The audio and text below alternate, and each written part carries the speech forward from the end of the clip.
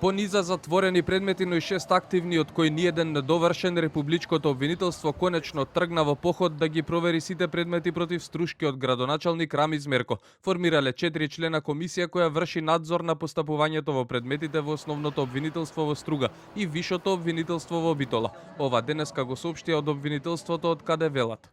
По целосните проверки на постапувањето, комисијата ќе изготви извештај. Но обвинителството не соопштува детали. Дали предметот на антикорупционерите за Мерко кој се однесува на набавката на луксузното Ауди А6 се уште е активен или не. Ова информација немаат ниту во Државната комисија за спречување корупција, со образложение дека се чешлаат предметите за струшкиот градоначалник и затоа обвинителството не може да сподели детали. Проверките се во тек. Во предметите се врши увид во постапувањето и од тие причини не сме во можност да споделуваме детали додека проверките не завршат. Во меѓувреме судскиот совет се уште не дава информација до каде е формирањето на комисијата која треба да ги чешла предметите во Струшкиот суд, иако за денеска беше најавен и одговор на наводите на антикорупционерите, како се изгубил предметот за судијата кој дозволил да се зголеми буџетот на општина Струга за набавка на возила, меѓу кои луксузното Ауди. До овие вестија нема ниту ова информација.